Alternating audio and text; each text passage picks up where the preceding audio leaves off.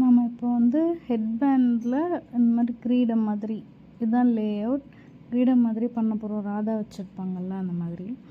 இதை வந்துட்டு plastic sheet. இது நம்ம எங்கே வேணாலும் கிடைக்கும். இல்லை நம்ம வீட்லேயே கொஞ்சம் திக்காக இருக்கிற பிளாஸ்டிக் ஷீட் எடுத்துக்கோங்க. தண்ணியில் ஊறாமல் இருந்தால் போதும். நான் வந்துட்டு அங்கே வரைஞ்சிருந்தேன்ல அந்த லே அவுட்டை வந்துட்டு ட்ரேஸ் எடுத்துக்கிறேன். 2 பீக்காக்கும் ஒன்று பார்த்துக்கிற மாதிரி ஃபஸ்ட்டு வரைஞ்சிக்கலாம். வரைஞ்சிட்டு இந்த B7000 சொல்லிட்டு ஒரு க்ளூ விற்கும் கடையில். அதை வாங்கிட்டு அதை வந்துட்டு அவுட்லைனில் ஒட்டிட்டு, இது வந்துட்டு ஜர்தோசியில் வந்துட்டு அந்த பீகாக்கோட பாடியில் வந்து நம்ம அவுட்லைன் மாதிரி வச்சுக்கிறோம். இந்த கம் வந்துட்டு வச்ச உடனே பிடிச்சிக்கும். அந்த எண்டில் மட்டும் கொஞ்சம் கஷ்டமாக இருக்கும். அப்போ லைட்டாக பெண்ட் பண்ணி விட்டிங்கன்னா அழகாக அதோட இடத்துல வந்து டக்குன்னு நின்றுடும்.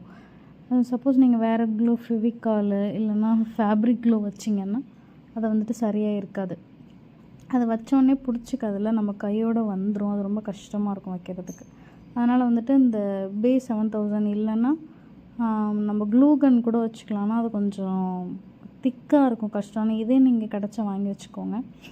நான் இங்கே வந்துட்டு அந்த 2 லீஃப் மாதிரி இருக்குல்ல, அந்த இடத்துல வந்துட்டு ஆரஞ்சு கலரில் சமிக்கி ஒன்று இருக்கும். பாப்பாவோட ட்ரெஸ் பண்ணுறதுக்கு நான் அதுதான் யூஸ் பண்ணியிருந்தேன். அதனால் அதையே இதுக்கும் யூஸ் பண்ணிக்கிறேன். நீங்கள் வந்துட்டு காமன் கலர்ஸில் யூஸ் பண்ணிக்கலாம். என் பொண்ணு வந்துட்டு மேட்சிங் தான் சொல்லி கேட்பா. அதனால் நான் வந்துட்டு ட்ரெஸ்ஸு ஆரஞ்சு கலரில் இருக்கிறனால நான் ஆரஞ்சு சமிக்கியை யூஸ் பண்ணிக்கிறேன்.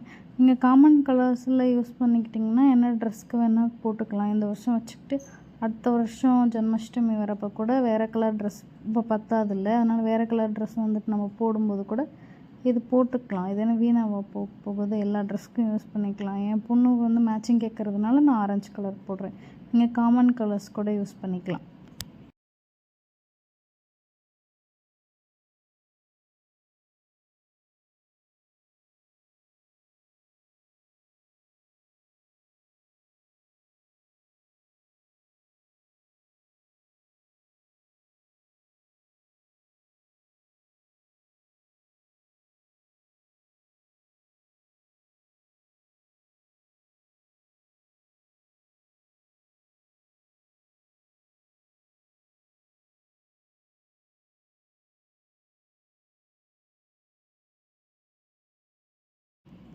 அதுக்கு கீழே இருக்க இடத்துல வந்துட்டு நான் வந்து டியூப் பீட் வந்துட்டு லைனாக அப்படியே ஒட்டிக்கிறேன். கம் வச்சு கொஞ்சம் இடத்துல கம் வைங்க. அந்த கம் கொஞ்சம் சீக்கிரமாக காஞ்சிரும்.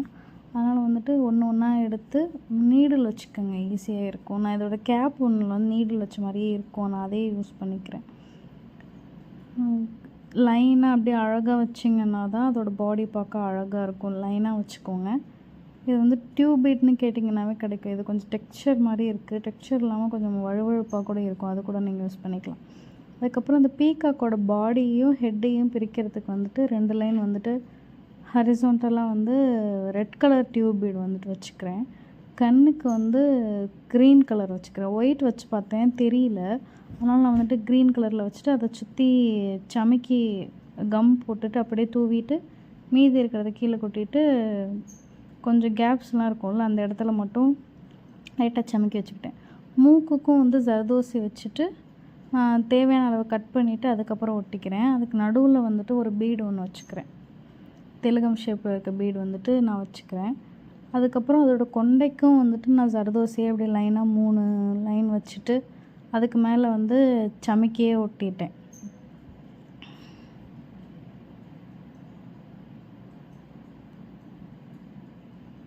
இந்த மாதிரி சமைக்கி ஒரு 3-4 எடுத்துகிட்டு லைனாக வச்சுட்டிங்கன்னா கொஞ்சம் பார்க்க அழகாக இருக்கும்.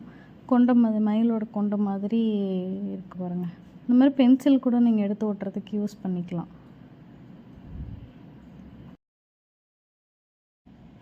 லீஃபில் வந்து ரெட் கலர் ஸ்டோன் ஒட்டி இதை வந்து தோகைக்கு யூஸ் பண்ணிக்கலான் இருக்கேன். அந்த மயிலை வந்துட்டு கட் பண்ணி எடுத்துக்கோங்க. அந்த பிளாஸ்டிக் ஷீட்லேருந்து நடுவில் அந்த பார்ட் இருக்குது பார்த்தீங்களா, அங்கே வந்துட்டு ஊதுபத்தி வச்சு கட் பண்ணிக்கிட்டிங்கன்னா கொஞ்சம் ஈஸியாக இருக்கும்.